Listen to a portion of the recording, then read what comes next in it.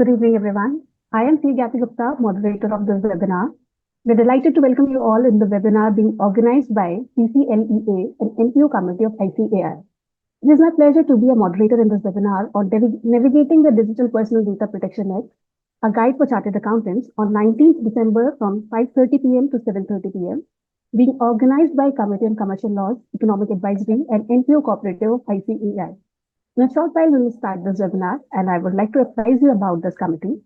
This committee is focused to encourage chartered accountants to shape strategy and policy that unlocks economic, financial, and social value while combining analytical foresight with commercial acumen. Now, the core areas of this committee is to serve the multifunctional task of analysis, knowledge dissemination, inputs to regulators on policy formulation, to develop and publish technical guidance, background materials, etc., and to create awareness for professional opportunities for chartered accountants in commercial laws, economic advisory, and NPO cooperatives.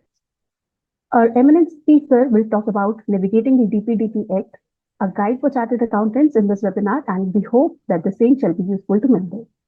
Proceeding ahead, now let me introduce a learned speaker to you, CA Uday Kulkarni ji, who is a practicing chartered accountant with professional experience of 27 years.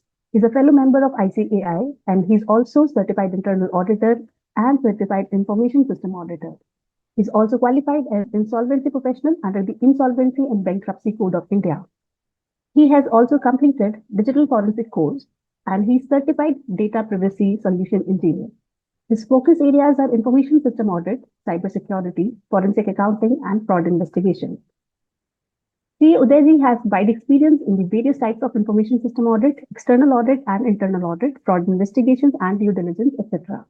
He also appears before NCLT as authorized representative, and apart from practicing, Uday is a national faculty for forensic accounting and fraud detection course of ICAI and also national faculty for concurrent audit of bank certification course of ICAI. He has imparted training on various aspects of forensic accounting and investigations, money laundering, legal aspects, and cybersecurity in Sri Lanka, Nepal Tea Institute, RBI Academy, National Forensic Science University, SFIO, SBI Credit Risk Academy, NIBM, etc. And he is member of expert group formed for forensic accounting and investigation standards of ICAI. So that was a comprehensive introduction of CA Udayji. We are very much eager to hear from you. Over to you, CA Uday sir. Yeah, thank you, Gati. Thank you for your nice. I tried to make it very brief, but I don't know. Somehow it creates a longer version of my introduction. Nevertheless, thank you for your nice wording and all this introduction. So welcome all and very good evening. I hope my audio and video is clear. After some time, I may close my video for better connectivity and the stable kind of an audio version. But initially, I will put it on. Is it okay? I'm getting voice. Are you getting my voice? Yes, sir. Yes, Yeah. sir. Okay. So welcome all of you. Very good evening. The topic which we are going to discuss is basically the much talked law, that is Digital Personal Data Protection Act 2023. If you look at the overall world, around 137 countries already have put in place some or other way the Digital Personal Data Protection Act. Want to say that here that all the world has recognized the value of individual data and its protection. I mean, we are habitual of sharing various personal details, not only physically, but also on the various digital platforms, on the various social media platforms and everywhere. And thereby we are sharing our valuable data, but we may underestimate the value of that personal data. And in India, though, when we travel with the train or in any public transport, in that case also we start sharing our personal details. That is quite habitual in India, and so far nothing we treat that anyone will take an advantage of such personal data. So you and me both are having that kind of an experience. और ये तो बरसों से चलता आ रहा है. This is not a new thing. From the childhood, we have seen that in any public places, when we meet somebody And if he or she asks us about our personal details, we don't hesitate to share it much about, and we share that. But what is happening, the hackers or the fraudsters or the criminals, they have started taking the disadvantage of this kind of personal data. And a lot of things are happening with the sharing of this data on the digital platforms. So you may be experiencing that without your consent, without your awareness, many of your personal things, I mean, your phone number, basically mobile numbers, your emails, or even your some sensitive data like the Aadhaar card number or your PAN number, all these sensitive data is getting released on the mass basis. And that's why when we get a call from unknown numbers, we think about how these people who are calling us, they are getting these mobile numbers or our emails, and we are really troubled by this unwanted call. This could be the marketing related call or any other advertisement related call, but we are not so happy when we are receiving such type of calls. यहाँ तक तो ठीक था, but what has started actually by using these techniques.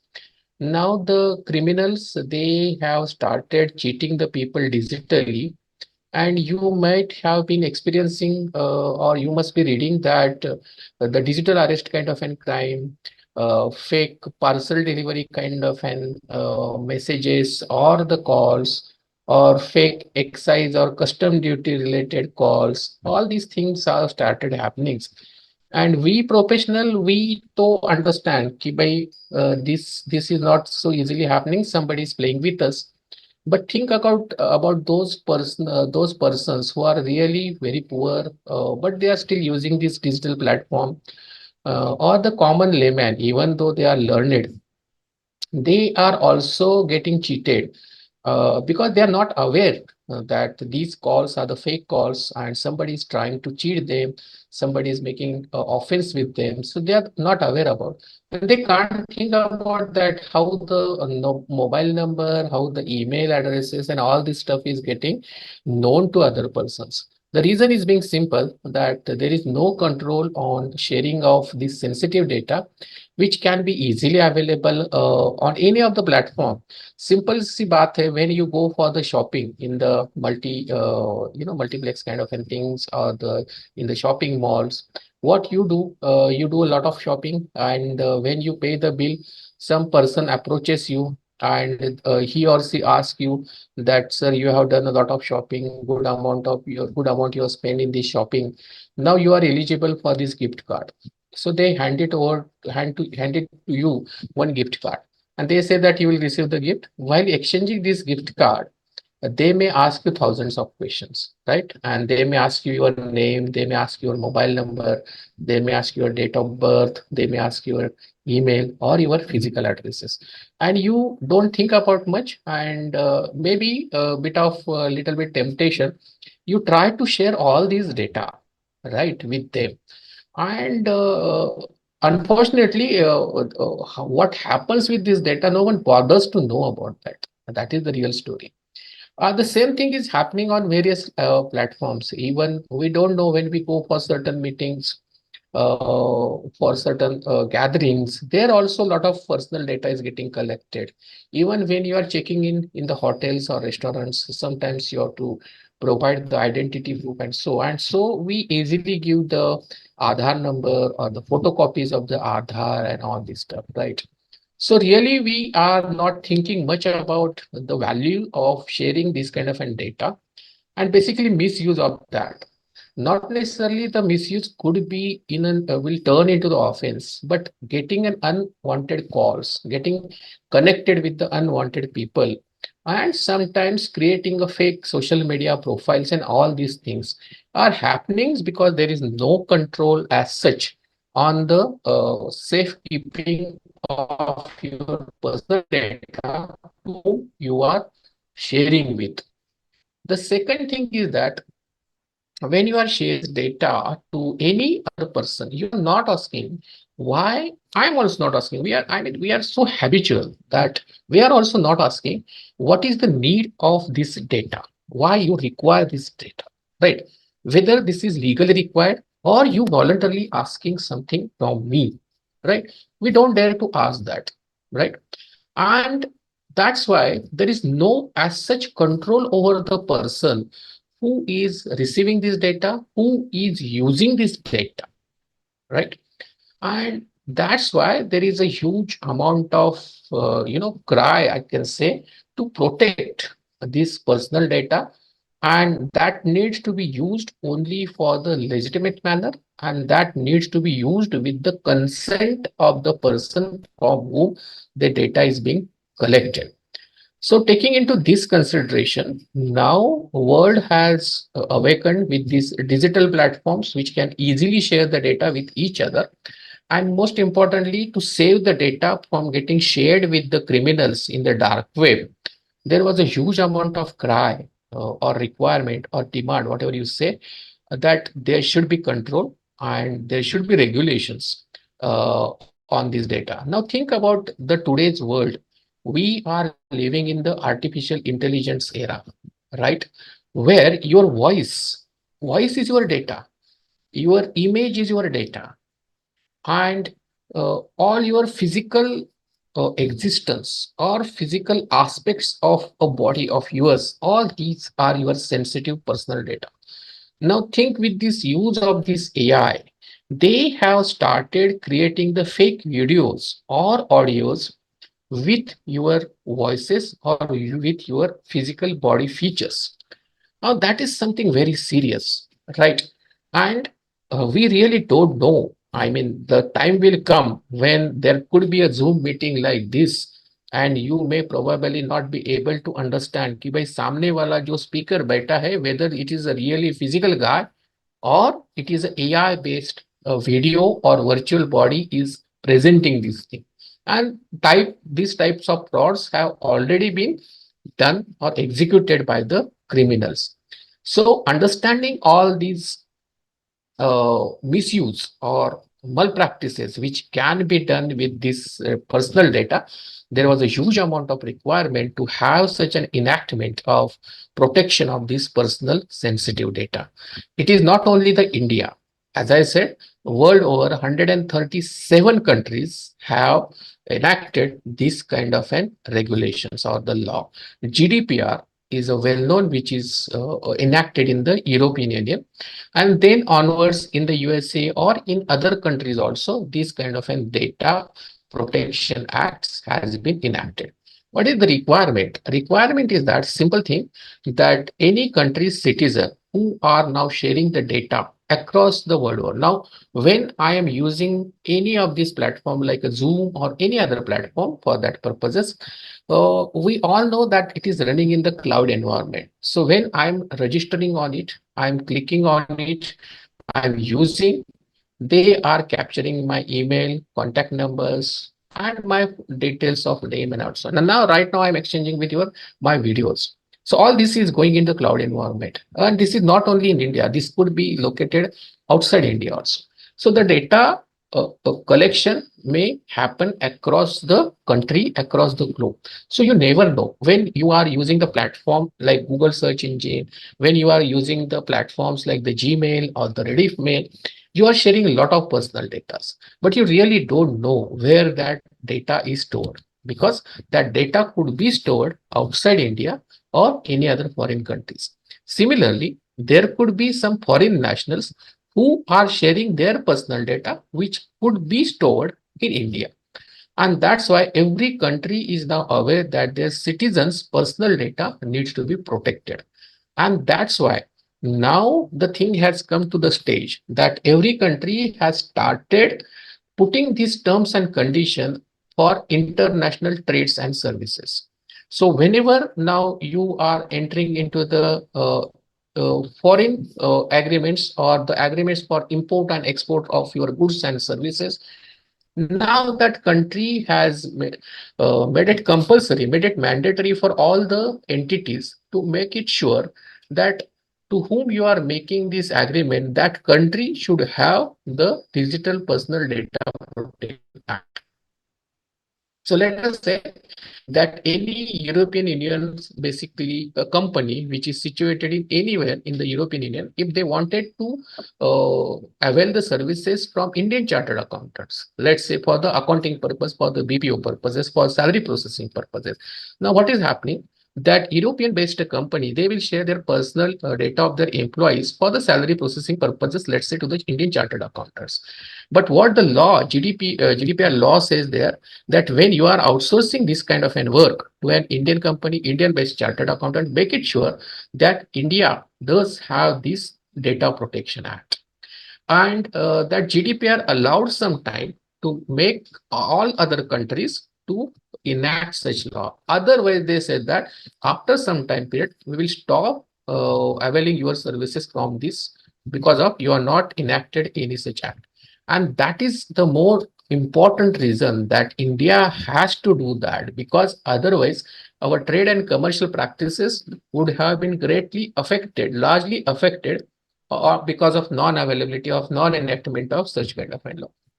So every world, even the India will now say that if my Indian citizens' data is going outside, let's say now me as a chartered accountant availing the services of any company which is located in the European Union. So similar laws are there. I also have to see that the data of persons which I'm sharing to the European Union company, because that is Indian citizen data, that is personal data, that also needs to be protected in a well-regulated manner. Of course, the European Union does have this GDPR, so there is no worry. But requirement, mandatoriness, all these things are coming up with this ecosystem of you can say of trades and commerce and services and that, and that's why it is become a mandatory features for these purposes. So from that aspect also, there is an importance of this Digital Personal Data Protection Act. So this act, which was enacted in last year, 2023, and what are the purposes, basic purposes of this act? So there are three basic purposes of this act. First, of course, is to protect the individual's personal data.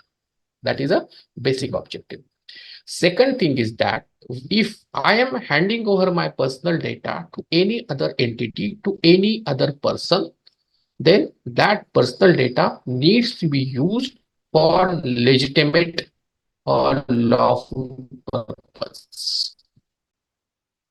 And that purpose needs to be declared. I should be very clear about that, for what purposes my data is going to be made available, and what purposes, whatever the purposes I have declared, for that purposes only my data is going to be utilized.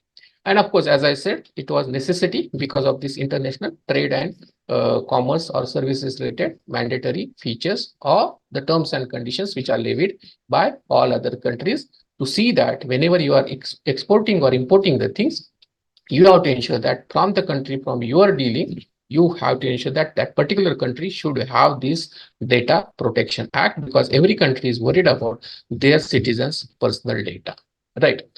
First thing we have to understand, because we all chartered accountants, we know that whenever we are studying certain acts or provisions, we know that we need to understand certain concepts which are there. Basically, we need to understand what is data here, because data is talking about the protection of the digital personal data. So first, let us understand what is a data, right? So data could be any information, it could be any facts, even the concepts or opinions, right? All this is if it is made or instruction given, right? If this is done for what purposes? For communication purposes. And how that communication purpose, or even if right now what I'm doing, I'm giving this, I'm addressing these sessions, what I'm doing, I'm putting my opinions, I'm putting some of the facts, I'm interpreting the concepts of this act. So this is happening through the communication. I'm interpreting it, by the way, I'm interpreting it, and all this is processing. Right now, it is coming to you, which is being processed by the automated means by this particular digital platform.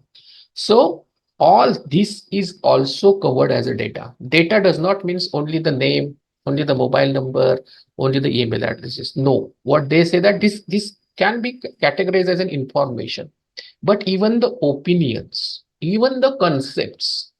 So if you are discussing any concept about certain things, if you are developing certain software tools, and for that purpose you are doing conceptual architecture or all these things, so even that is also treated as a data, because ultimately it is going to be processed, or it is going to be communicated, or it is going to be interpreted either by the human beings or by the automated beings, right? So data covers in a short everything, right? Don't assume that it should be only the information which we have. It's not like that. Even my personal body features, your personal body features, all this could be a data, right? What is digital personal data? That is important. Before that, we need to understand what is personal data. So personal data means data by which any individual can be easily identifiable. Simple word. What is personal data? How can you identify me? So you can identify me by my name, of course, by my nickname also, right? So somebody in India, we are having that practice को हम उसको कुछ ऐसा नामकरण करते हैं कि जो सब लोग उसको बुलाते हैं उस नाम से. So that is an generic or nickname we can call it. So that is also personal data. Even by my mobile number, you can identify me when you are considering my mobile number. So you say that okay, this is Uday Kulkarni's mobile number. Or when I share the email ID, you can easily identify me, right? So even by address, you can identify me. So there are various features by which a person can be identified. So all these things are personal data. Now, why it is called as a digital personal data?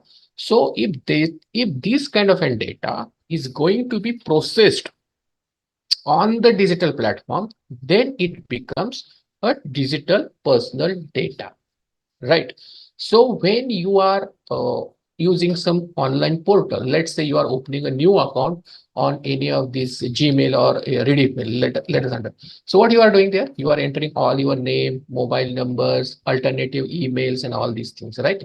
So that of course becomes the digital personal data. But what happens when you go to the bank or insurance companies, or for that matter for any other entities, what they ask you, they submit you the physical form, and they ask you to fulfill all the details in that form, and in that form also you share a lot of your personal data, isn't it? So whether that form becomes now my digital data, the answer is yes. That form, from which now what the bankers or this insurance company they are going to do with that. So what they will do, they will collect this data in the physical form, in the paper-based form, but ultimately they are going to process that on a digital platform. So they will gather all this data and they will insert that data on some of the softwares. So that paper-based data also becomes my digital personal data, and even that physical form, even that physical paper needs to be protected. So please understand, data concept-wise and scope of the data covers even the forms on which we are putting our names and other personal details, and then those details are going to be digitalized. So all that is covered under the definition of the digital personal data, right? Now there is one more concept that is known as a data principal. So who are the data principal? Of course, the individual to whom that personal detail belongs, those becomes the data principal. So for my name, my mobile number, my email ID, my address, right, my date of birth, my ID card, my PAN card. So this is mine. So I am the data principal for all these data. So the individual who is sharing his personal data, that individual becomes the data principal, isn't it? But there could be some issues. Now, what will happen with the minors or the childs or the kids or the person who is having some disability? For them, how it would work? The law has identified such questions, and they say that in case of an minors, in case of an kids, when they are sharing the kids data, child's data, minors data, then who would be the data principal? Of course, their parents or lawful guardian of such child they will become the data principal of that. Even the same principle is going to be applicable for the person with the disability. तो जो person दिव्यांग है, disability से कुछ परेशान है, तो उनके लिए भी उनके लॉफुल गार्डियन जो होते हैं, those will act as a data principal, right? So why the data principal concept is important? Because there are certain things or certain rights are given to this data principal, and those rights can be now declared as a fundamental rights, and those needs to be available for this data principal. So you, me, or any other natural person, they should now understand that they have been given certain rights related to their personal data, and they can expect the safety, security, and privacy of their data not being shared to others. So that's why understanding of the data principle is very, very important. Now, whom we are giving this data? So let's say we are traveling by train. We are giving this data to the train authority, rail authority. When we are going to open the account in the bank, we are sharing our data to the bank. When we are going to the insurance company, we are sharing the data to the insurance company, our personal data, right? So what does this mean? This means that the companies, the banks, or the insurance companies, or the railway authorities, they are collecting the data. So the persons who is collecting the data, those are known as a fiduciary, data fiduciary. So the person, why they are collecting? Because they, when we are doing certain kind of in businesses or they are offering certain services, for that purposes, they require to collect the data. So if I want to avail the banking services, I need to provide them certain my personal details to open my customer ID and to open my account. Similarly, if I want the insurance policy, I will share the data. If our client wants to avail the services from the chartered accountants, so he will share his, let us say that a client is appearing to us and asking us the services of income tax return related or GST related, what we is required? So we will require his personal data for the income tax purposes, isn't it? So for that purpose, chartered accountant becoming the data fiduciary, right? So the person who is collecting the data for providing certain goods or services, all those persons is now known as a data fiduciary. Even if you go to the medical shop, so medical shop, they will ask you the patient's name, patient details, doctor's name, or whatever. You share that, right? It may be for the billing purposes, right? But he will ask, for that matter, that medical shop owner will become the data fiduciary because he is collecting the data from you, right, as a customer. Even as I said, chartered accountants are collecting the data from their clients. So in that case, the chartered accountants will become the data fiduciary. So it is very easy to understand. Data principal, the person who is sharing the data fiduciary, the person who is collecting or receiving the data. So these are the two sides, right? Now we, while acting as a CA, as I said, we are gathering the data, name and addresses. We PAN and Aadhaar number, we are collecting mobile numbers, we are collecting the financial data like the bank accounts, the turnovers and whatnot, right? All these are the very personal data, income, salary, all these things are the personal data. It may be for the accounting services, taxation services, or advisory services. In that case, we collect the data, and that's why we are, as a chartered accountant, we become the data fiduciary. Why it is important to understand? Because there are certain obligations, certain things which this CA as a data fiduciary, they not only CA, but anyone who is acting as a data fiduciary, they have to do certain things to ensure the compliance of this particular law, right? Now there is one more third party, that is data processor. Right. So what is data processor? So what happens? Client will share the data to the data fiduciary. So client will share the data to the chartered accountants. Now what the chartered accountants will do? Chartered accountants, let us assume that chartered accountant either carrying out the accounting services, or let us assume that it is carrying out the taxation related services. But the accounting software or the taxation related software that may be operated by some other vendor, right? Or it could be in the cloud environment. So what is happening now? The data is getting processed with the help of the third party. So that third party is known as a data process, right? So if you understand when, again, I will give you one more example. So when you go to the bank, what bank does? Bank will open the account by collecting the data from you, personal data. So you become their data principal, bank becomes their data fiduciary. But what bank does? Let us say you want ATM card, right? So bank itself does not print or create the ATM cards. So there are ATM card vendors. Now to create your ATM card, they will share your this personal data to that ATM card vendors. What is the purpose? Because you need a service from the bank of ATM card, but bank itself does not uh, manufacture or create the ATM cards. So they will hand over this data to the ATM card vendor, and ATM card vendor will then create that card, manufacture that card, and that will be handed over to you through the bank.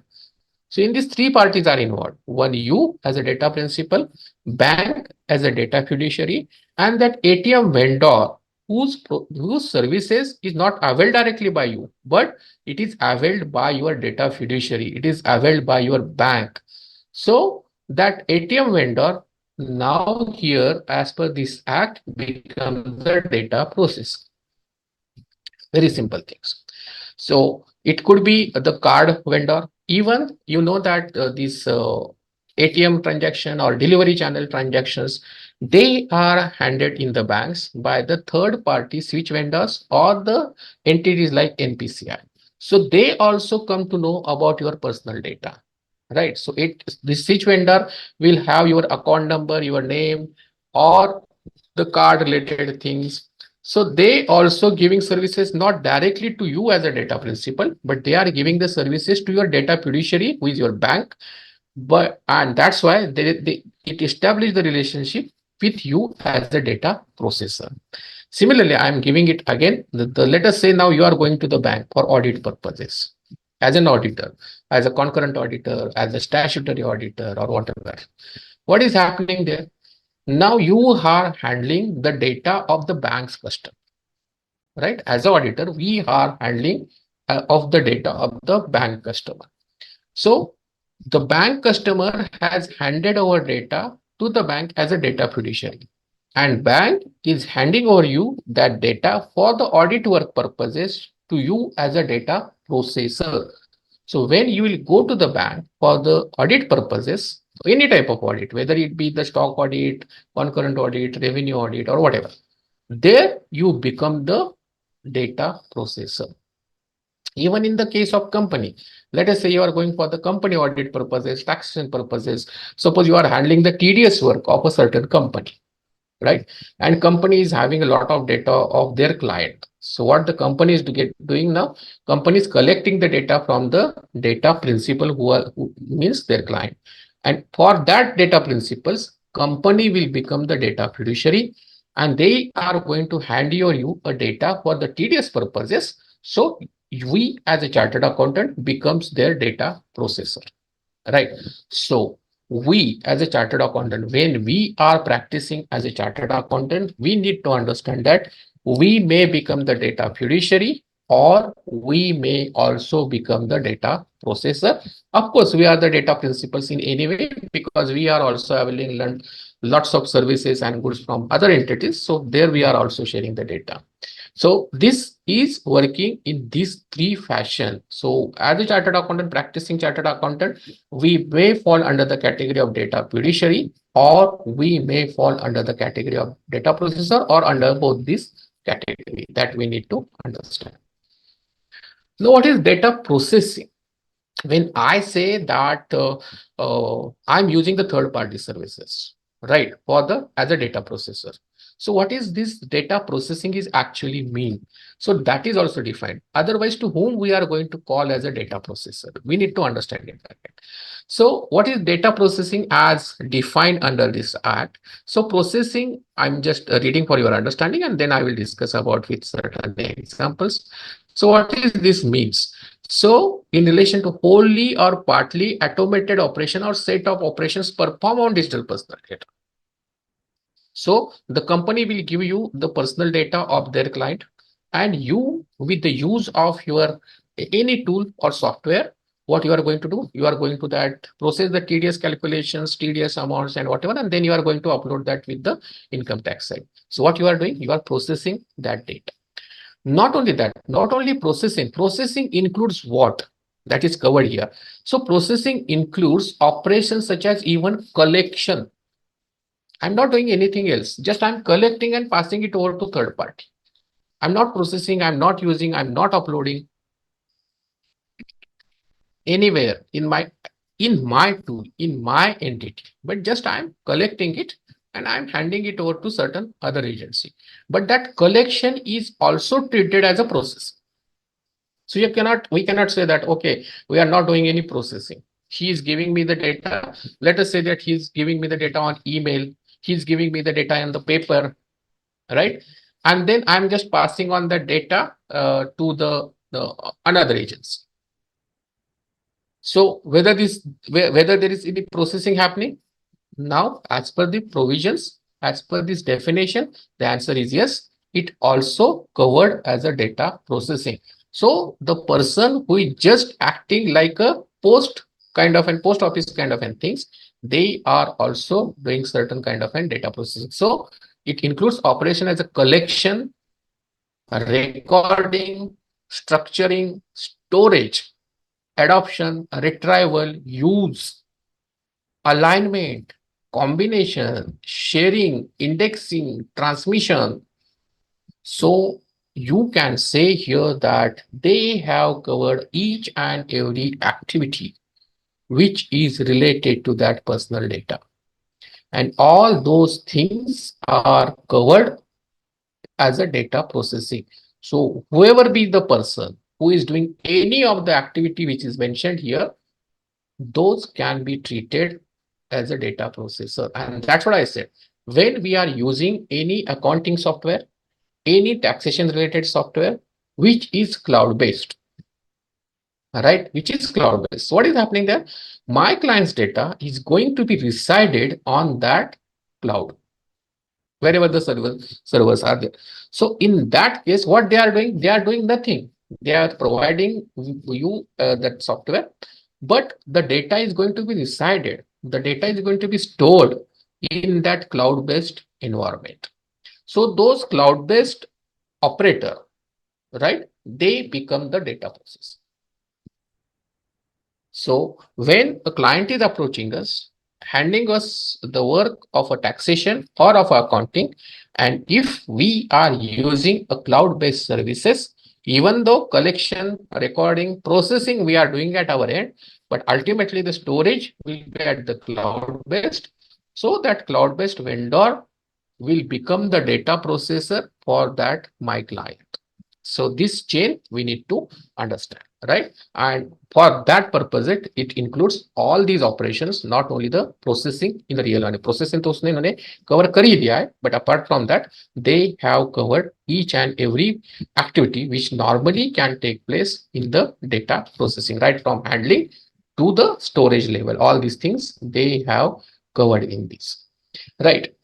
Now so I hope you have understood now the three important concepts: data principal, the person who is sharing the data fiduciary who is collecting the data, and data processor who is actually processing the data. Let us assume that nobody has used the cloud-based accounting software.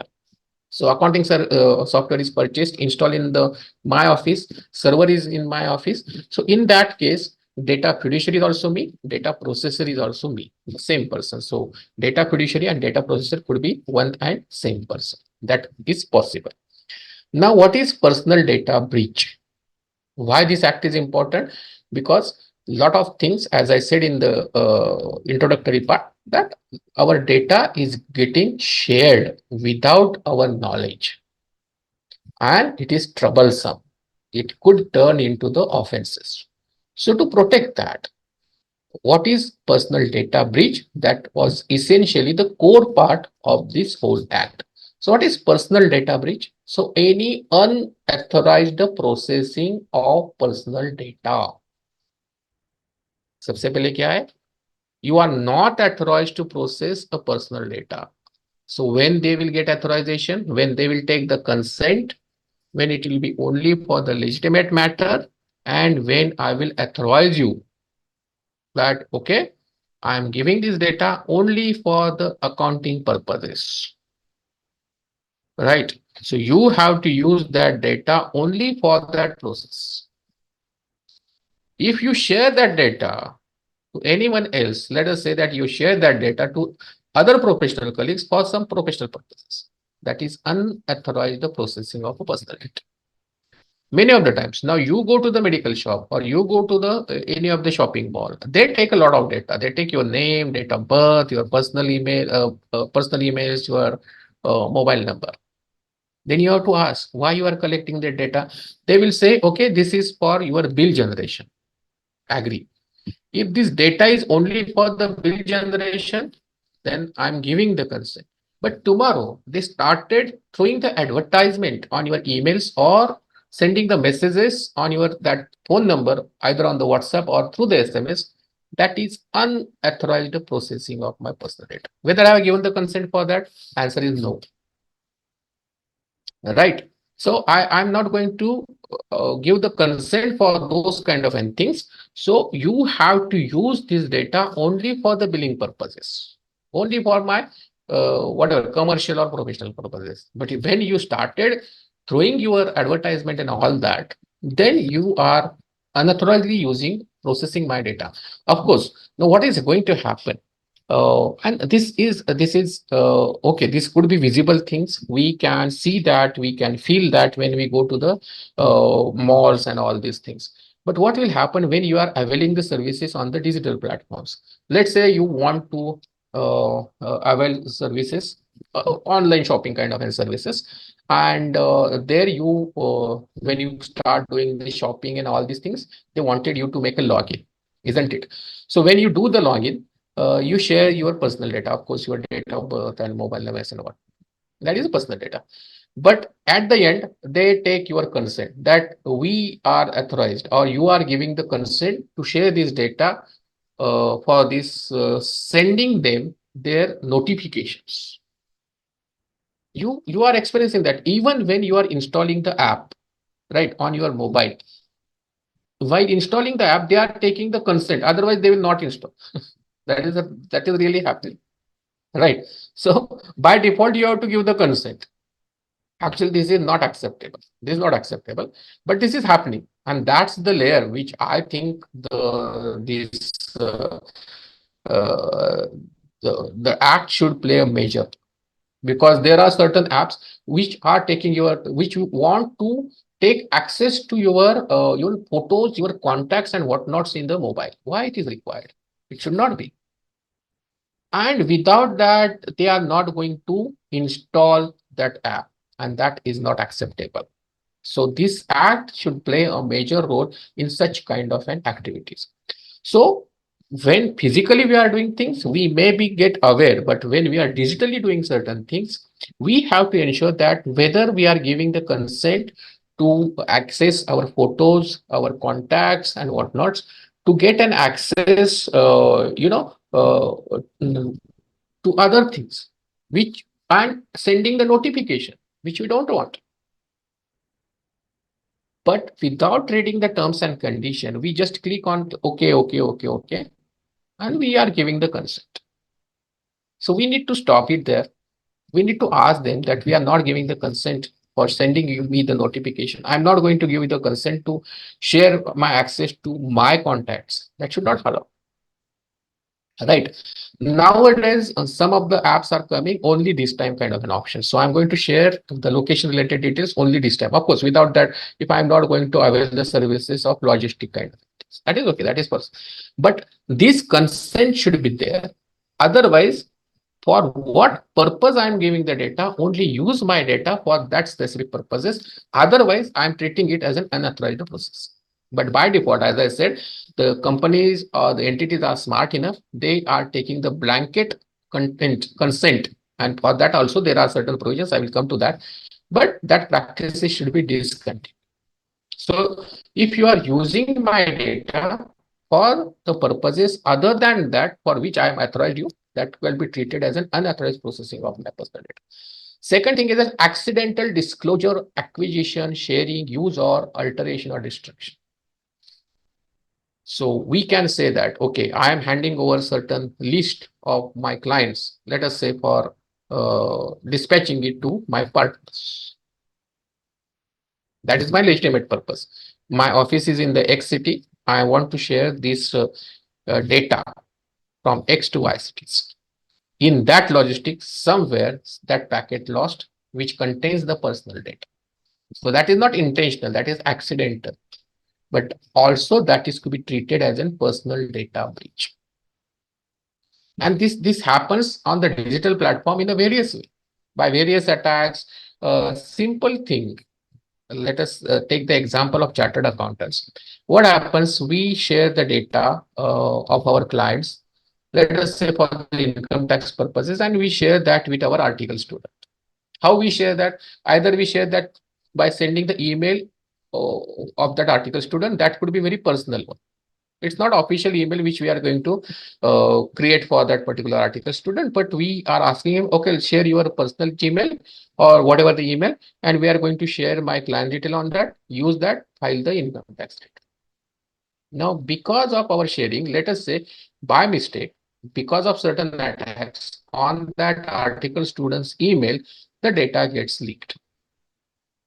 That is accidental disclosure. Even the article student does not have intention. We also do not have that intention. But that the things are going to happen. So that is an accidental disclosure. That is also treated as a personal data breach. Acquisition, sharing, use, or alteration or destruction. We are not allowed to make any alteration by whatever the data the client or customer has. We are not allowed to. If that things has done, then the data principles, I mean the client do have a right to get it correct. I will discuss those rights also. So by whatever means this data is going to be leaked or that personal data breach can happen, we as a chartered accountant, because this session I'm restricting only for the impacting or assessing what could be the impact of all these things on our practices. That is the focus area of my discussion. That's why I'm saying that by what way the personal data breach can happen in our offices, we need to understand all those risks and we need to protect that, right? We have to take certain kind of a mitigations level for that. Loss of access to the personal data. Because of the ransomware attack, it may be possible that I'm not going to access. Even now, let us say that I have opened an account on certain portal, and that portal is now denying access because of certain things to my personal data. Right. So that is also treated as a personal data breach. And all these things, what happens because of unauthorized processing, because of accidental disclosure, because of loss of access to my personal data, what is happening? That is compromising my confidentiality, my integrity, and my availability of the data. When my article student's email account is getting hacked, that means my client's details, which I have shared on that email, those are now hands of the criminals, isn't it?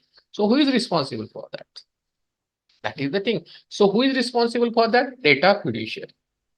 Who is the data fiduciary? We as a chartered accountant, now we become the data fiduciary. So it is our responsibility to take care about this thing should not happen, right? So these things we need to keep in our thought processes when we are collecting or utilizing the data. Now, to whom this Protection Act, DPDA Act is going to be applicable? Of course, it is going to be applicable for every Indian citizen's data. Let me make it clear. So applicability of is for the citizens, all citizens of India, all citizens of So whether you are going to use the Indian citizens' data within India or outside India, in both the cases, the provisions of this act are applicable. So let us say some company is processing Indian citizen data US. So that company which is operating the data of Indian citizens in USA, for that company also, these provisions of these acts are applicable. It is very simple. Now, whether this data is collected at the beginning in the digital form or it is collected in the paper and then subsequently digitalized, whatever be the format of data collection, irrespective of that, it is applicable to protect the every Indian citizen's data within the territory of India and outside the territory of India. So when we are going to apply for certain cards which are internationally recognized, whose offices are outside India, but we are using their services, and that's why our data is going to be located outside India. But for those companies also, because they are handling the data of Indian citizens, the provisions of this act is applicable. So no matter where is their services, storage is located digitally. If you are talking about, it could be anywhere in the world. But since it is the data of Indian citizens, the provisions of these acts is applicable, and whatever the provisions, every company who is processing the Indian citizens' data, they have to ensure the compliance. That is must. Now, for certain things, these provisions of these acts are not applicable. Which are those? So personal data processed by an individual for any personal or domestic purposes. So if I am sharing the data with my parents, if the children are sharing the data with their parents, or data is getting shared within the relations, within the relatives for your personal purposes, or within the friends, not for commercial purposes, not for any service related purposes, but it is in a friendly fashion, it is on a one-to-one personal relationship basis or domestic purposes. Otherwise, tomorrow what will happen? Whether I should share the data to my father, then father will become a data fiduciary. Is it going to act like that? It's not like that. Or when mother is going to share some data with me, whether I will pick up the data fiduciary, it's not like that. So the personal level sharing of the data, that is not going to be covered under this act, and that can be understood by us. Personal data that is made or caused to be made publicly available. So suppose you are writing a blog, you are running certain digital channels, right? And in that you are sharing your individual personal data. So you are sharing contact number, you are sharing your email IDs, right? So suppose you are running any digital channel on any social media platform. And therein after your end of video, you are saying that, okay, this is my contact number, this is my email ID, this is my name. So now what is happening? This data is making you yourself publicly available. So if you have made it publicly available, then it cannot be treated as a covered as per the provisions of for the compliance of these acts, right? So that can be done. Any other person who is under the obligation under any law for the timing imposed to make its such personal data publicly available. So what are these two conditions? One, for person to person relationship, nothing for commercial or any professional services related matter. If you are sharing, that is exempted. If we ourselves is declaring my data, our data, personal data on the public platform, that the provisions of this act are not going to be applicable, and we have shared certain data to certain entities, right? But those entities, because of the other laws, which does have a provision to declare certain things in the notices, in a public notice, let us say. So because of the provisions of other laws, if the data fiduciary is making my personal data publicly available, for those things, the provisions of this act is not available. Example, Let us say that you have availed the loan from the bank and you have become the default. So now, if suppose that case becomes the willful defaulter, or because of some loan frauds, the borrower's details are required to be shared with the RBI as in the certain public directories. If that becomes the case, now what is happening here? The banks is not intentionally sharing, but because of these laws and regulations, they are forced to share this data on certain public platforms. So for such things, the provisions of these acts are not become applicable. So we have to ensure when, let us say for certain purposes, the public notice is required to be published in the paper or any other media. That is the requirement in certain legal processes. There they have to give all the details of name and address and numbers and whatever. But it is become public because of certain requirement of the other laws. Because of that other laws, the data fiduciary is publishing that. So in that case, provisions of these acts are not going to be applicable. That we have to understand. Now, the core part. What are the obligations of data fiduciary? The person who is collecting the data, उसकी जिम्मेदारियां क्या? So as I said, the very first requirement is that use the data for lawful purpose. आप जो भी lawful legal कामकाज जो कर रहे हैं, whatever the work, legitimate work you are carrying out, only for that legitimate purposes, you should use that data. That is a very first requirement, right? So it should not be used for any other unwanted, criminal offenses or unlawful things in another way. And with consent for certain legitimate purposes. So when you are collecting the data from your customer, from your client, you have to disclose that client to that data principal कि भाई मैं किस चीज के लिए ये data use करने वाला हूं.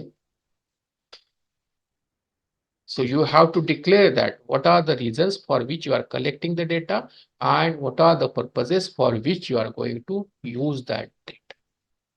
So when we are asking our client who is availing the services of accounting, we need to declare him that whatever your personal data we are collecting, we are going to use only for the accounting work purposes.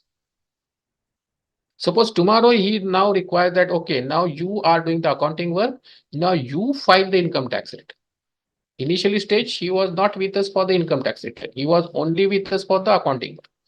Subsequently, he's saying, okay, now you are having the data for the accounting purposes. Now you also file the income tax. So we have to again obtain from him the consent that now I am going to use your data for the income tax purposes. Right. So the consent for the purposes for which we are going to utilize the data, that should be very careful. Now there is one clear point here I would like to draw your attention. Now recently, one of my friend came, we were discussing about that certain banks or certain financial institutions, they are asking chartered accountants to share the login credentials of income tax portals and GST portals for the loan processing purposes. Understand the situation, what is happening? The client is with me for income tax return filing. The client is with me for the GST return filing. So what the purpose I am going to declare while taking the consent? I am going to declare the purpose that I am going to use the data for filing of income tax return or filing of GST return. Now suddenly there is a demand from the bank because our client went there for approaching the loan from that particular bank. Now bank says that for the appraisal of your loan, we need to take access of your income tax site and GST site. So they call the chartered accountant and they say that share the login credential of your clients. The question is here, we have not obtained the consent from our client to share such login credential, because login credential is a sensitive personal information. Second thing, it is not as per the provisions of Information Technology Act 2008, which prohibits sharing such personal sensitive information. So under two acts, we are not authorized, we are not allowed to share such kind of data. Right? If I don't know, but these things needs to be seriously considered by us when we are practicing in such a field. Because otherwise, tomorrow something goes wrong, right? Then ultimately the client will say that or allege that chartered accountant has shared my data without my consent. And another way, even though the client gives the consent, it is not possible because of the provisions in Information Technology. And RBI has also made it clear in one of the responses to my friend's query in the RTI. So all these things we need to understand carefully, because many of the places chartered accountants are asked to submit certain data, and for that purposes we might not have taken the consent from a particular client, right? So we should be very careful about what are the purposes for which we have collected the data, and whether we have to ensure that whether we are collecting the data for only those purposes or we are crossing those limits. Let us again take that example. When we are going for the shopping, they have collected the billing information. They have collected my information for the billing purposes.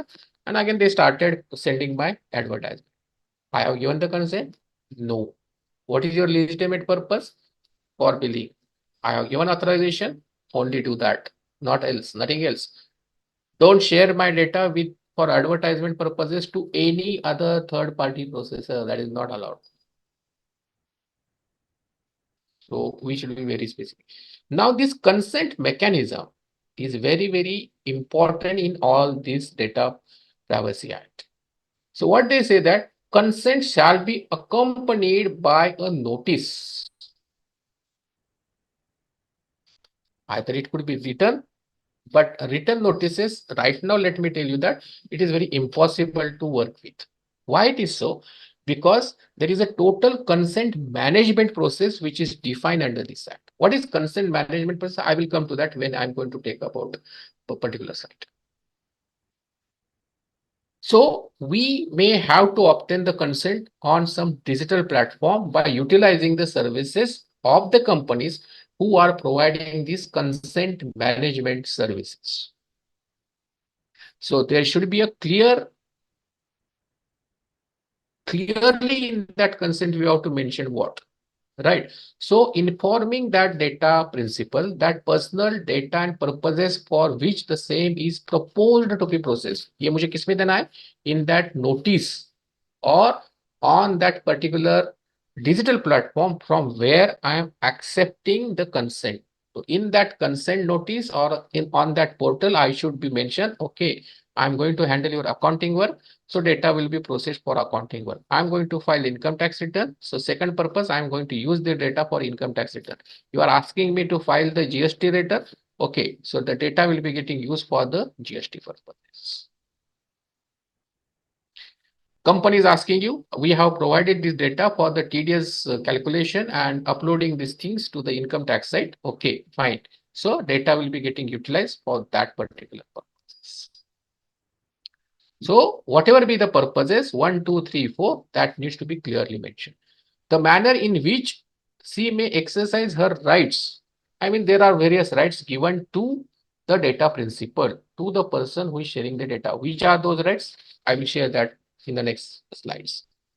So the notice that consent should mention all those rights. Which are those rights? Right to erase, right to correct, right to delete, right to get information about utilization. All these rights are made available with these acts. So all these rights are available to you as a client, as a data principal, that needs to be declared in that notice, and you have to mention the contact number in case of any complaint, any breach of such data, to whom that data principal or your client should connect with.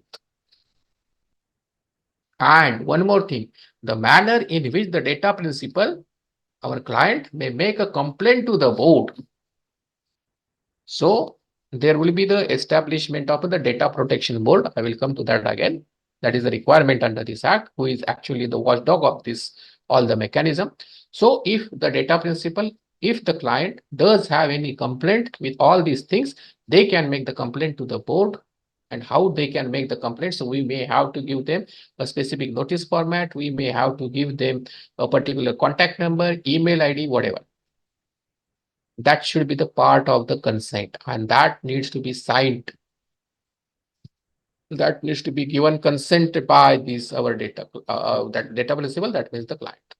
Everybody, not only chartered accountants, all the entities who are collecting the data for one or other purposes, they have to do this consent management. Consent management is going to be crucial point, because that is the only evidence through which we can say that what are the purposes and whether the consent is obtained or not. Right now, when you are accessing the various sites, websites, so you say that there is a message that accept all cookies or deny all cookies or customize your cookies. That is also one way to obtain the consent. So digitally also you can obtain the consent. So when you are accepting the cookies, they have given that, let's say, what are the terms and conditions. We don't bother to read those terms and conditions. That is a different part. Because one of the conditions that may included in that terms and condition, okay, the condition could be to share the data with the marketing agency for advertisement. And unknowingly we are giving that. Why? Because we are not reading that terms and condition. That is our fault. Right. And how this data can be personalized, data can be collected, you cannot imagine. Even my MAC ID, this device ID, my IP ID, that is also my personal data. So when certain sites are accessing, we are accessing, and when they are saying that accept all the cookies, so they are gathering all this data, my MAC ID they are gathering, my IP addresses they are gathering, all these things they are gathering. That is also my personal data. So when I am giving the consent to that, that means they are allowed to access my MAC ID, they are allowed to access my IP ID.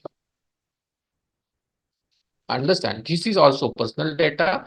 Whether to accept or not, that is our call. But they are taking the consent by accepting all the cookies or customize the cookies and all these things. Right? So personalization or profiling, we call it as a digital profiling.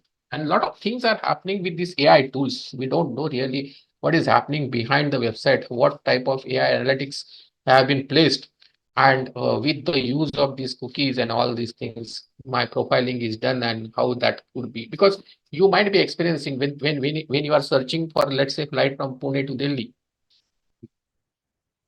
So once you searched, then the next time, without asking any information of such flights, they started throwing the advertisement. What is this? How come they come to know that you require such flights and you are traveled from Pune to Delhi? So they have profiled. They have used your MAC ID, they have used your IP address to understand, okay, this customer. Sometimes you when you order particular food, that search engine keeps that in their analytics. Okay, this is the MAC ID, this is the IP ID, which is frequently asking for this type of food. So let's throw advertisement related to that. What is that? That means they have customized your cookies to profiling your choices. That is my personal data. Whether to give the consent for that or not, that is your choice. But these things needs to be controlled, and that is the intention.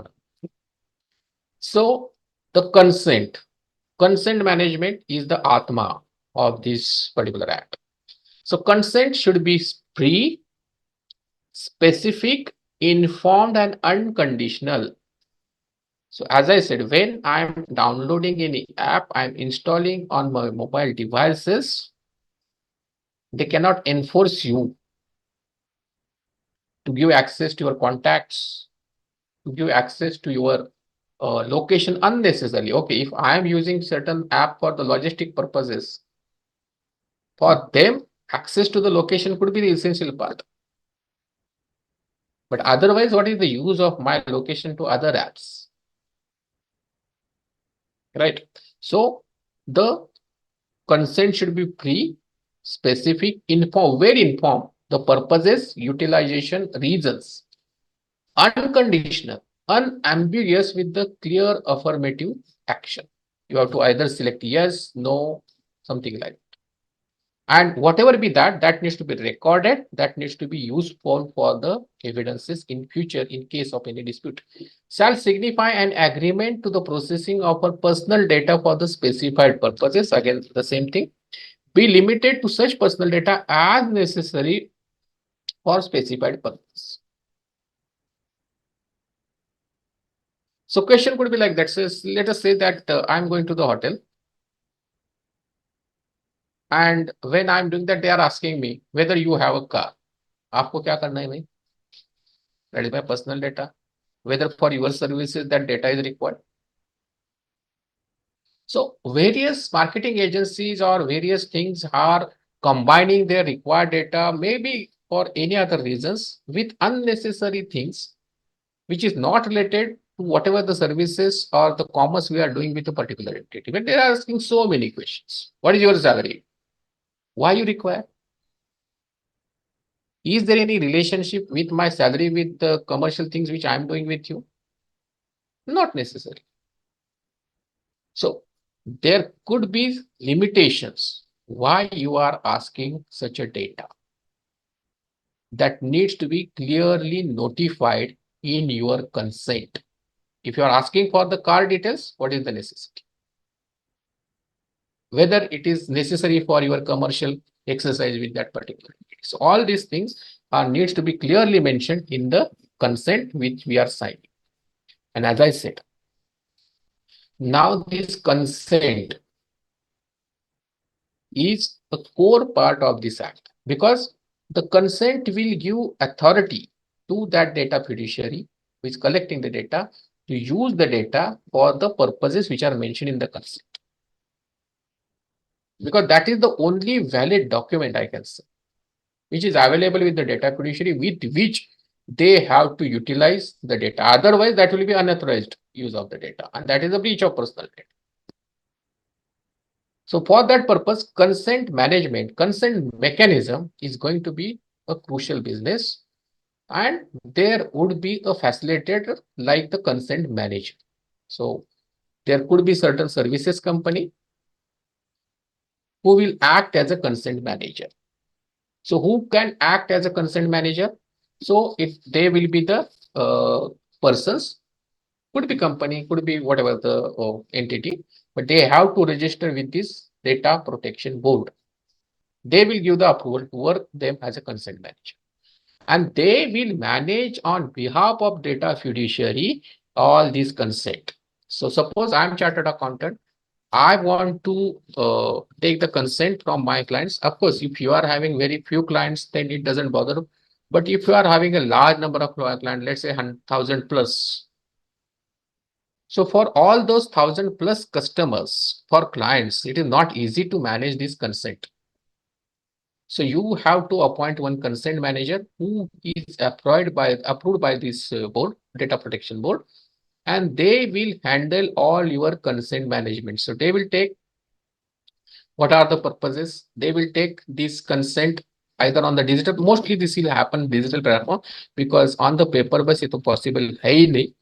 So all these things need to be handled because there is a right given to this data principal to manage, review, even withdraw the consent. So tomorrow client may say that, okay, I have given you the consent to share the data in the cloud. Now I'm withdrawing that. That is possible. So the client can withdraw that consent, and how that can be evidenced, how that can be traced back without the consent management, it is not possible. So every time giving the consent, managing the consent, reviewing the consent, or if the data principal wants to make the modification in the consent, or even want to withdraw the consent, all these things is going to be managed by this consent manager. And the services of this consent manager, we may have to adopt, and we will have to get these evidences and all the things routine the manner with this consent manager. Right. That is going to be a sizable business in future in India, that there is no choice for this, right? Now, what are the obligations of the data fiduciary? As I said, the data fiduciary has to use the data for the purposes for which the consent has been given. That is one major aspect of that, right? Then the second thing is that data fiduciary may engage or appoint the data processor. That is quite likely because everybody may not going to handle all the data within that particular entity.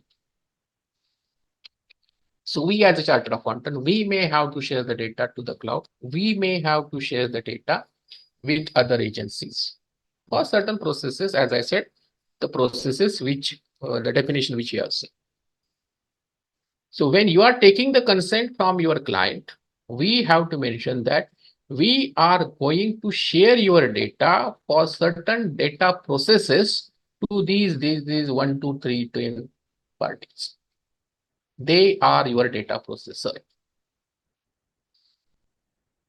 Understand? So when we are accepting the customer's request as a client for tax preparation, tax return preparation, or let's say for the accounting services, or for any other, let's say for project finance purposes, and you are going to use the cloud-based any software or tool.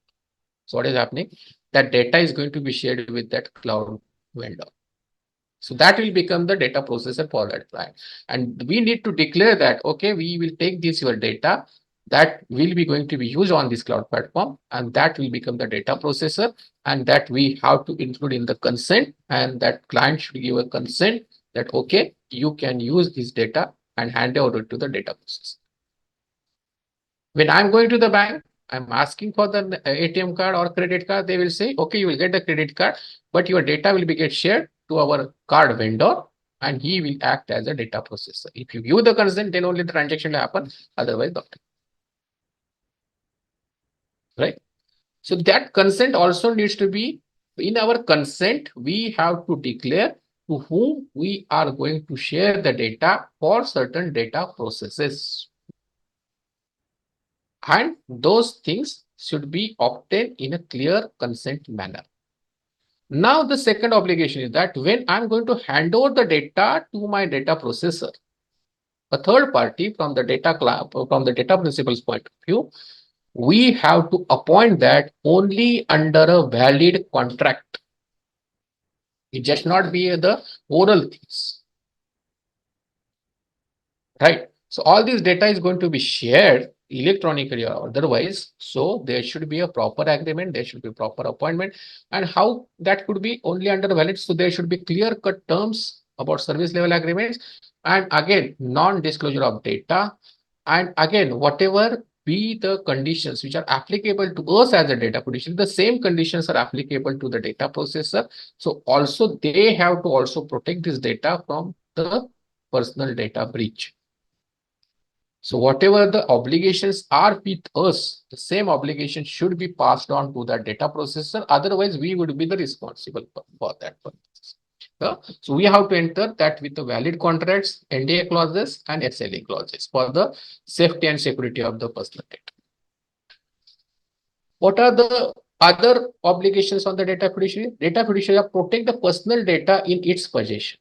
So it is our responsibility that whatever the reasonable security safeguards to protect that personal data, that should be implemented. And remember, this is a very crucial task in the case of Chartered Accountants Office. Why it is so?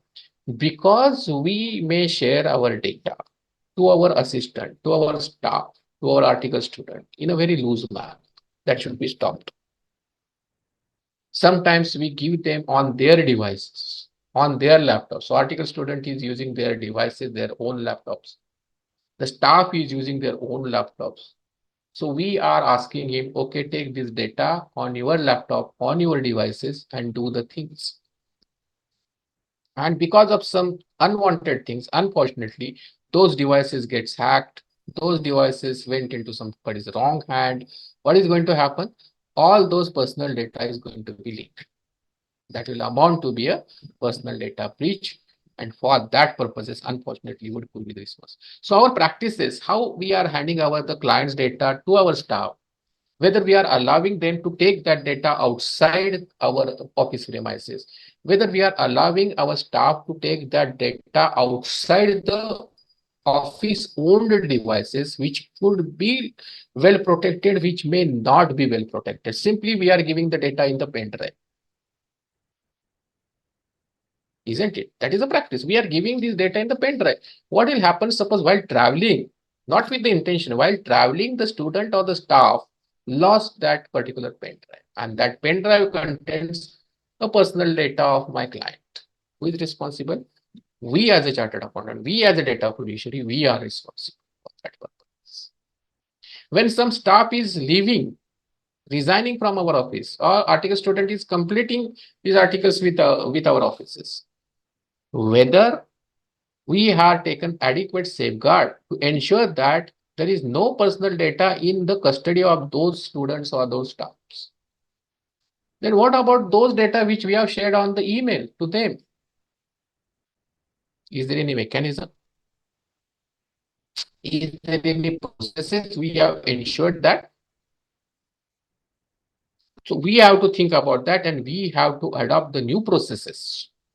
Perhaps we have to create our own environment, secure digital environment within which the data is going to be shared. Otherwise, there could be the issues, unfortunate issues, which I don't want to be happen with, at least with the chartered accountants.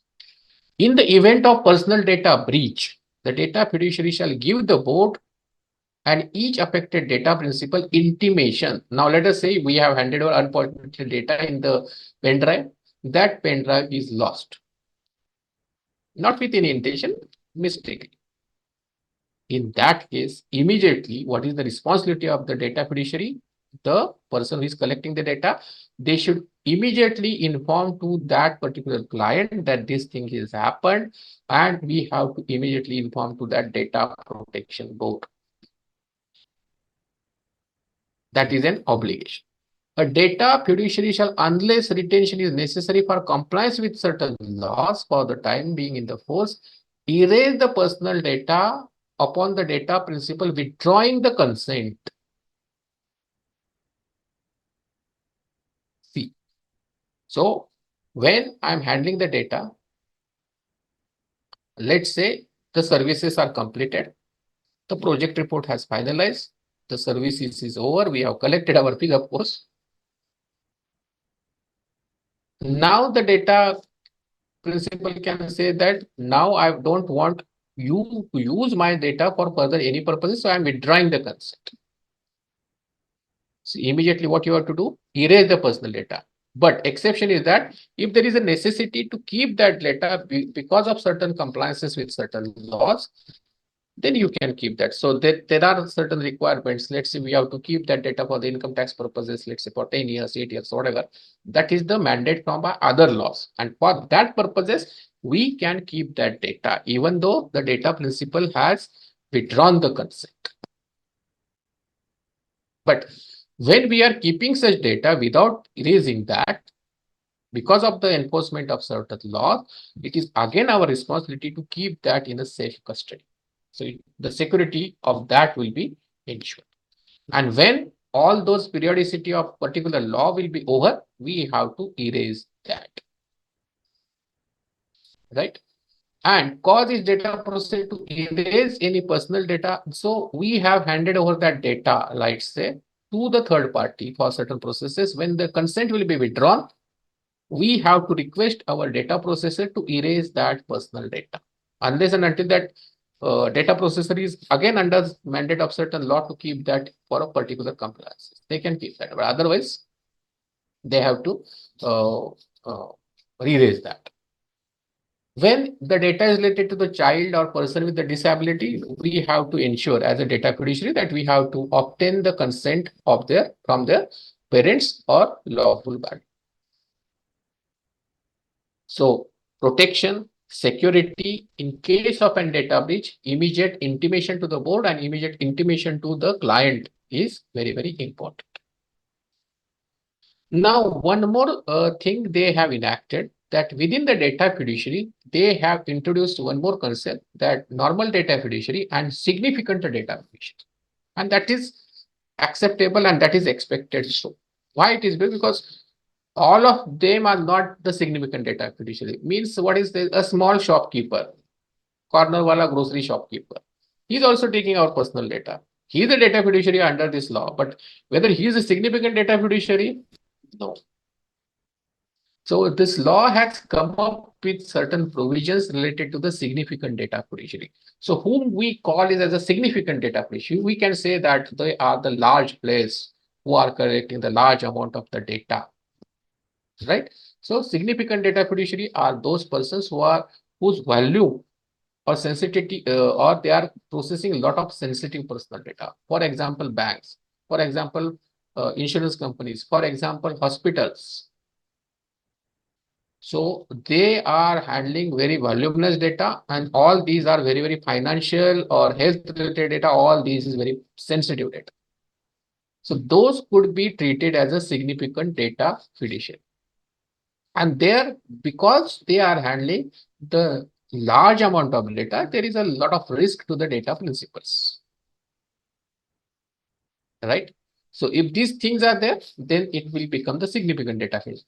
One more criteria there, potentially impact on the sovereignty and integrity of India. So let us say with the various government authorities, we are providing various personal details, isn't it? So what will happen, suppose let's say कि उस authority के पास से, उस government authority के पास से वो personal data breach और न जाने हमारे कंट्री के दुश्मन के हाथ में लग. So that is going to impact the sovereignty and integrity. So the government will identify those certain agencies, those certain departments with whom the data is going to be shared. And if those things, the data security at that place is going to be breached, that will affect the integrity and sovereignty of India. Mostly it is the public authorities, I can say that. Risk to the electoral democracy. So, the election commissioner or the agencies related to that, they are collecting a lot of data, and that is very sensitive and personal data. So those agencies could also become the significant data fiduciary. Security of the state, or it is the agency which is dealing with the public law and order.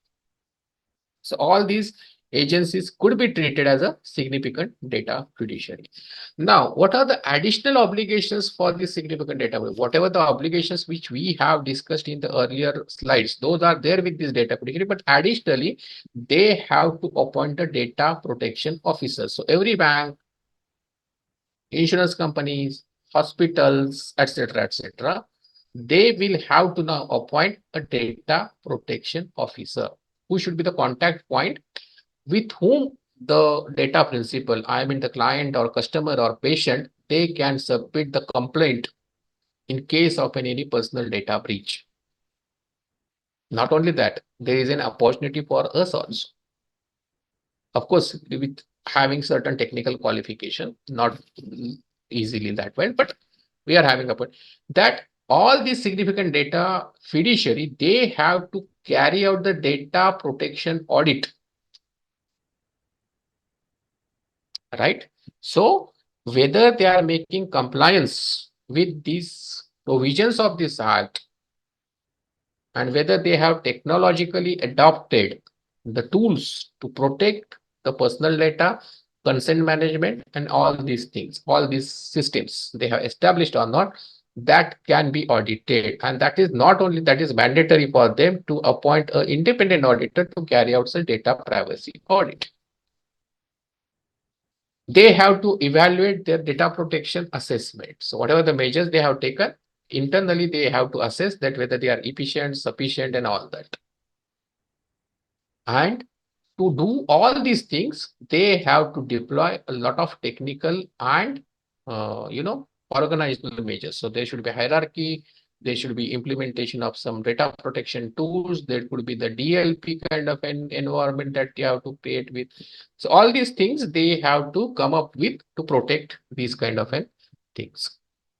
Now, important one, कि जो data principal है, the person who is sharing the data, What are the rights of that particular customer for that particular,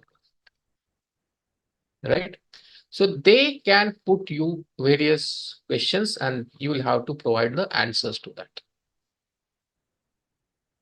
So first thing, they have a right to ask or request you to tell them for what purposes the data has been utilized. Or if you have shared this data to the third-party data processor, they can ask you, tell us the name with whom you have shared this data processor. So they can compare that whatever the consent be given only for that purposes, or whatever the consent has been given to the names of those data processors, you are sharing the data, not to any other third party without their consent. Important rights are given: right to correct, right to complete, right to update, and right to erase the personal data. Many of the times when we provide the details, let's say we are providing the details on the physical form, we are entering our names. So we have experienced that many of the times when while entering the data from that physical form to the digital form, there are a lot of spelling mistakes. So let us say my name is UDAY, that is my spell. So they add UDAYT. That's not my correct name, right? So many of the times we see that I is getting replaced by E, or E is getting replaced by I. So that type of mistakes are common mistakes and we don't bother to look at it. हमको तो आदत हो गई, but actually under these rights, under these provisions of this act, now we have got the right to ask that entity, no, UDAYA is not the correct spell. You have to mention it as a UDAY. So I can ask, that is my right now. And they have to correct that. That is must. Right to complete the data. Just now I have experienced that somebody from some banks has edited my address without my consent. And they edited in such a wrong manner that all the street spells and all that is disappearing. So what is happening? It is losing its completeness feature. So I can ask now as a data principal to correct it, to make it complete. Update that. Whenever I am having any change in my name, in my address, in my mobile number, in my email, I have a right to ask them, to request them to update accordingly. And when the services are completed, whatever the services I am availing from you, you have delivered my services. Now, thank you, bye-bye. And at that stage, erase my personal data. So when I'm saying thank you, bye-bye, at that time, we have to erase that personal data. Of course, that is subject to provisions of other laws. If other laws requires me to keep that data, store that data, let's say for certain periodicity, 5 years, 10 years, or 8 years, whatever it may be, then okay, I will say, okay, we'll erase the data, but after that much period of time. But for that purpose, we need to mention that again in the consent, or when the request will be there that erase my personal data, will erase after this periodicity. And after that, that data needs to be erased. But till that time, we have to maintain the security of that data. Privacy, we have to maintain the privacy of that data. And for that purpose, whatever be the technical tools we need to implement, we have to implement that. The data principal shall have the right to have readily available means of grievances redress. Again, I say, when in the consent management, that is an important part. So you have to declare in the consent form to whom to contact in case of a data breach. It could be your data protection officer if you are having the significant data fiduciary. You can elsewise also appoint any person to with whom that particular client can interact for in case of a data breach. And also you have to, in the consent, you have to mention the details of the contact for this complaint to the data protection board. So All these details are importantly be mentioned, and that is the right that the data principal, I mean the person who is giving you the data, he can ask about these details and we have to provide that.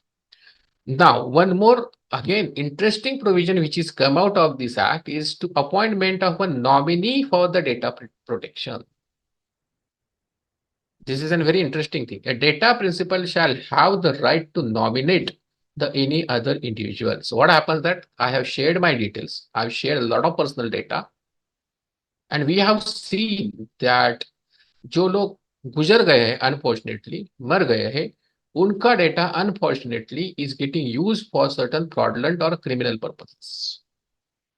So who is going to protect the data of the dead person? That can be misused also. And that person is not allowed to protect that. So who will protect that data of the dead person? So for that purposes, a data principal, the person who is sharing the data, he or she can nominate the person who will take right, who will have the right to tell that data fiduciary how to use the data of that unfortunate person. Right? So that nominate will exercise the rights which are available in case of a live data principal. And that is a must provision, that is a mandatory provision. So when we are accepting the client services, at the same time, when we are taking the details, along with that details, we as a chartered accountant also, we have to take the name of the nominee who will further, tell us how to utilize that data, and that nominee will exercise all the rights of this data principal. So that is an interesting but very well understandable and required kind of an provision which has come out of this data provision, data protection of personal data. Now the provisions of certain of this, all these provisions, I mean declaring the data to the public, or it may amount to be a breach of the public private data, that will not be in certain exempted matters. So these are the exemptions. If the data is leaked or data is provided to the public because of these purposes, then the provisions of this act is not available. First, we have seen that non-applicability of the provision. In case of sharing of data from personal to personal basis, if we have declared our data, personal data publicly by us, in that case, or because of under certain law, there is a mandate to make certain data publicly available. In that case, the provisions of this case acts are not available. Similarly, there are certain exemptions given, and under those exemptions, for those matters, if the data is published, personal data is published, then it will not amount to the breach of personal data. Which are those matters? The processing of personal data is necessary for enforcing any legal right or claim. Right? So when it is in the during the legal processes, if the data is needs to be published, then that will not amount to be the breach of the personal data.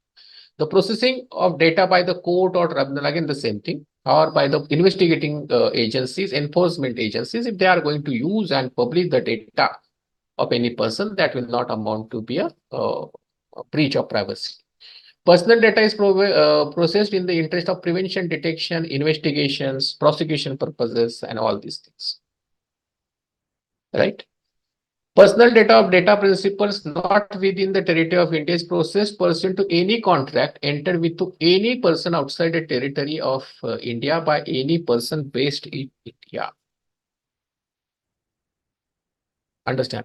Personal data of the data principals not within the territory of India. So that person is not an Indian citizen. Right? So, but normally these things will not happen, because even if I am handling the data of other country's person, so that country's law is again will have the similar provisions. Right? So according to that provisions, the data privacy will be get maintained. So either it could be contractual provisions or it could be a legal provisions. The processing is necessary for scheme of compromise or arrangement or merger or amalgamation of two or more. So in case of companies which are going to have the scheme of this type of, if there is a requirement to share the data public or otherwise, that will be not treated as a breach of a personal data. The processing is for the purpose of ascertaining the financial informations and asset liabilities of any person who has defaulted in payment due on account of loans and advances taken from the banks and financial institutions. So जिन लोगों ने loan frauds किए हैं, willful defaulter है, right? They are defaulted in making the repayment of the loan for them, because in that case they have to make a public notices, they have to share the data with the regulators for the public repository and all these purposes. The banks and financial institutions publishes a lot of notices in the media. So that data publishing, that sharing of this data in case of a defaulted borrower is not amounted to be a breach of the personal data. So that is treated as an exemptions. The central government, of course, they do have a lot of right. So they can restrict the transfer of personal data by the data producer to other countries. Right now in India, there is a requirement for the bank that the banks cannot share their clients' data outside the India. So all the servers, all the storages should be within the India. So that is already mandated. So similar things can happen. So the central government may declare that under certain sectors, the companies or the data fiduciaries, they may not be able to store the data outside India. Now, as I said, who is going to monitor, who is going to regulate, who would be the authority for all these purposes? So under this act, there is a provision to set up the data protection board. Of course, there will be the chairperson and members and all that constitution related things are there. But what is the main purpose and what is the main task of this data protection board? As I said, they could be acting as a watchdog. They could act as the person who will regulate, who will penalize in case of a data breach. So suppose I am having certain issues with my privacy of the data, I can register the complaint with this data protection board. So upon receiving these complaints from the client or customers, they will of course carry out the inquiries. They will observe whether this whatever the consent has been taken or not taken, or whether whatever the provisions of these acts that has been complied with or not complied with. So all these things related to the compliance of various provisions under these acts that will come into the play. And of course, if they find that particular data fiduciary, they are not making any compliances or there is a weakness, and because of that, the client or customer or the data principal has suffered, then there is a provision that they can impose the penalty to such entity, to such data fiduciary. Right. So all these things, data protection, again, one more thing is that the approval and registration of the consent management companies that could be decided with this data protection board, so that these things are there. Penalties and adjudications, that depends upon the circumstances. I mean, what is the nature and gravity and duration of the breach? Then how the persons affected because of that data breach. So if this is a repetitive occurrences, or this is a one-time accidental kind of things, right? Any loss which has been suffered by this data principal because of this personal data breach. Then taking into consideration all these things, the agency, that means the data protection board, they may penalize a particular penalty. Now, as far as CAs are concerned, we, as I said, if we are doing the audit services for companies, for banks, or for any other companies, there we are under the obligation as a data processor. If we are handling our clients' accounting services, we may become the data fiduciary. In case of taxation services, if all these things are handling within our offices, not sharing that data with any other cloud based solutions, then it could be the data fiduciary, or it could be both, I mean, data processor. So we need to understand that what are the services, how we are providing the services, and what could be the role as far as these provisions of this Data Protection Act is concerned, whether we are falling under the category of data fiduciary, whether we are falling under the category of data processor. And according to that, we need to see the compliances and whatever be the obligations we have to comply with. What are the steps? Those are expected to be taken in certain circumstances. So steps to be taken, I mean, we should have the personal data protection policy in our firm. So how we are going to protect the data, what could be the processes, what could be the tools and techniques, how we are going to share the data with our staff, how we are going to share the data with particular devices on the USBs, pen drives or not, whether we are going to share the data on the official email only or on the personal email, then what precautions we are going to take when they are leaving our offices and all whatnot. So all these policy, all these issues needs to be tackled about. Then we have to do a consent management kind of an activities. As I said, we may require to adopt the practices of the consent manager, and we have to set up the consent management mechanism. So all these things are evidence, the purposes are given consent by, the data processing related consents are obtained, the whatever the rights are given to the data principals, those we are observed for. So all this mechanism we need to set, and we have to adopt those practices also.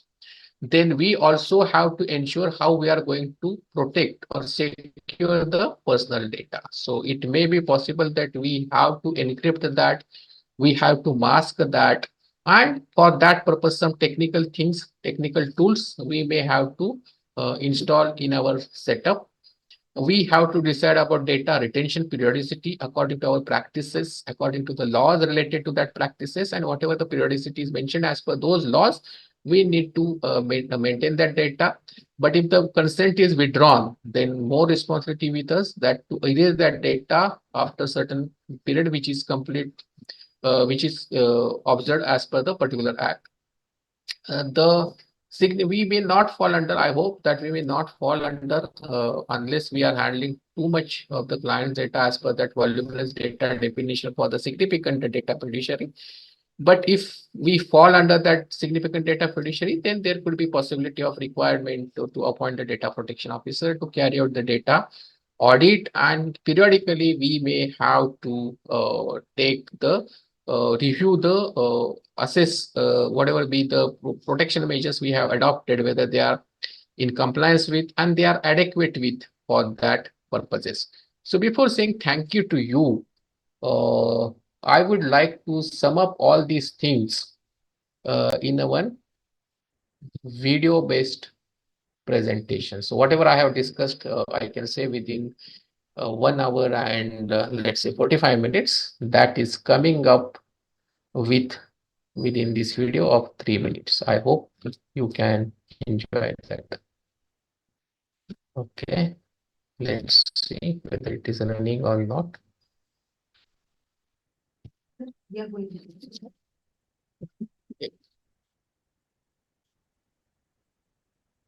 I am unable to see whether it is running or not.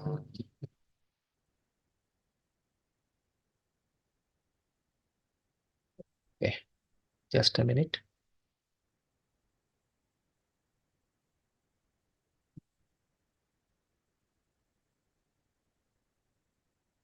Hey everyone, welcome to my channel. Today we're going to talk about something super important, India's new Digital Personal Data Protection Act. Your screen is not Whether you shared. love tech, own a business, or just want to know what's up, this video is for you. So, what's this act all about? It's like a superhero for your personal data. It makes sure your information is used fairly, openly, and safely. Let's break it down with some simple words. Data principal, that's you and me, the people whose data is being collected. Data fiduciary, think of them as the companies or organizations collecting our data. And data processor, they're like helpers who handle your data for the data fiduciary. Now here's the exciting part. This act gives us, the data principles, some serious power. You can see your data, fix any mistakes, and even delete it if you want. Imagine being in charge of your own information. Pretty cool, huh? But just like Spider-Man, with great power comes great responsibility. Companies, the data fiduciaries, have to follow the rules too. They have to use your data legally and openly. They need to keep it safe from hackers. And most importantly, they have to be responsible for how they use your data. Now, there are a few exceptions. Like, this act doesn't apply to data that doesn't identify you personally, or data you use for personal stuff like a diary. So, don't worry about your secret diary. To make sure everyone follows the rules, there's a special group called the Data Protection Board. They're like the police of data protection. They can check if companies are following the rules, investigate any problems, and even give out fines if someone breaks the rules. And trust me, these fines are not small. Companies will definitely think twice before messing with your data. So why is this so important? In today's world, our online information is super valuable. Protecting it means protecting our privacy, who we are, and even our money. This new act is a big step towards keeping us safe and in control. So next time you're online, remember, you have rights. And now there's a law to protect them. Thanks for watching. Don't forget to like, subscribe, and hit that notification bell for more videos. Until next time, stay informed, stay safe, and stay awesome. So I think that's all my from side. Now, Gati, if you are having questions from the participants, I'm okay to take them. Firstly, thank you, sir, for such an insightful session. We have some queries. Let me put it before you. Yes. So, Madam Anjali is asking if in an organization, the visiting cards of, say, customers or vendors, etc., they are scanned or saved, will those data become digital personal data? Can you please repeat it again? She's asking that if in an organization, the visiting cards of, say, customers or vendors, if they are scanned and saved, will that data become digital personal data? Yeah, so the card comes with the paper-based stationery, and now you are scanning and storing it in your digital platform. So what you are doing, you are transforming it to the digital data. So that amounts to be a digital personal data. Yes, the answer is yes, it will become. Okay, then we have next question from CA Suresh Kumar Gujjar. He's asking, we share personal data of employees with our outsourced partner like payroll for processing salary. So what is the impact of what is its impact and what care we need to take from company? We share company data with consultants. So what steps we need to take? Okay, so if your company sharing your if your company sharing your employees' data to other company for the processes. So what is happening here now? That you are the data fiduciary for your employee, and you are handing over that data to the data processor. So you, as I said, there should be a first legal contract between you and that salary processing vendor. Number one, there should be the non-disclosure or the data privacy related clauses. Whatever be the obligations you are carrying to protect the personal data, the same needs to be ensured by that particular processor. And whenever the comply is requesting you to erase the data, of course, by observing the other laws, terms and conditions or the provisions, the same is applicable to that data processor. So the request by the employer to erase the data needs to be informed to him, and that data also gets erased from the data processor's storage. Okay, I hope that answers this query. Then we have next question. What care should be taken while submitting personal data with government agencies while during various registration? I think that's the same question. Yeah, I think, and as I said, public authorities or government departments, they may be get declared as a significant data fiduciary, and of course, they will ensure the compliances and they will take the consent. So while submitting the data, only think about what type of consents you are giving to them. So consent management for the data principle is very important. So see all the terms and conditions while submitting the data. Okay, sir. Then we have last question, how to identify from where the data is breached. How to identify? You are on mute. Okay, sir, he's asking how to identify from where the data is breached. Okay, so how to identify where the data is breached? So you may say that right now we are having a lot of experiences that we are getting unwanted calls from unknown numbers, or we are getting unknown emails, right? So we have not allowed them to send the emails. So if we start receiving them, then it could be possible that we are not sure that who is sharing our personal details to that situation. So in that case, we have to lodge a complaint with the Data Protection Board, and then they will carry out, I hope, that investigation or inquiry about such things. And other thing is that when we are giving the consent to various data fiduciary for processing the data, we have to ensure that the consent should not be there for any advertisement or sharing our contact details with any other person. But if you see, most of the times we do not read those terms and conditions carefully, and one of the conditions could be that we are authorizing them to share the data with other third parties, and those third parties are not clear. So that needs to be clarified, and we have to put them a questions who could be those third parties, and then we have to give them the consent. Well answered, sir. So we reached to the conclusion of this seminar, of this webinar. So thank you, CA Kulkarni, for your enlightening session on the DPDP Act, and your clear understanding of the concepts, and the way you explained them made it incredibly engaging and easy to grasp. We truly appreciate your insights and the efforts you put into making the session so informative, and we are thankful to our audience for their undivided attention. Thank you, everyone. Okay, thanks and bye bye.